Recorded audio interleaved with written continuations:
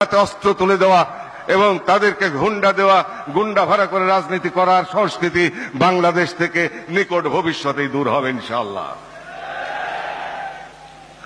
সভ্য রাজনীতি আসবে, পবিত্র রাজনীতি আসবে। চিন্তন, বর্ণন, কল্পন, শ্রবণ, দর্শন ইন্দ্রিয়ের পবিত্রতা নিয়েই রাজনীতি করতে হবে।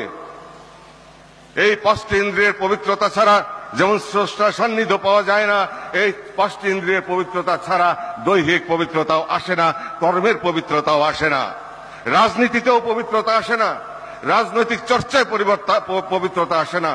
জবান এমনই একটি বিষয়, মুখের কথা এমনই একটি বিষয়, এমনই একটি গুণ মানুষকে আল্লাহ দিয়েছেন, যেই গুণের দ্বারা পৃথিবীর মানুষকে কাঁদানো যায়, দেশের মানুষকে কাঁদানো যায়, দেশের মানুষকে প্রেমের বন্ধনে আবদ্ধ করা যায়, আবার এই কথার দ্বারাই দেশের মধ্যে আগুন লাগানো যায়। অতএব বক্তব্য চয়নে, শব্দ চয়নে, বাক্য চয়নে, বাক্য প্রয়োগে আমরা যেন সতর্ক হই।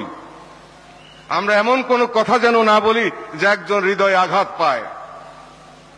আমরা এমন কোন অঙ্গভঙ্গি যেন না করি যাকে বডি ল্যাঙ্গুয়েজ বলা হয়, যাতে আরেকজনের হৃদয়ে আঘাত লাগে। মনে রাখতে হবে, দুঃখ দিলে দুঃখ পেতে হয়, ঘৃণা করলে ঘৃণিত হতে হয়, অহংকার করলে তার পতন অবশ্যম্ভাবী হয়। দম্ভ কোনদিন মানুষের শোভা পায় না, হিংসা বিদ্বেষ মানুষকে নিঃশেষ করে দেয়।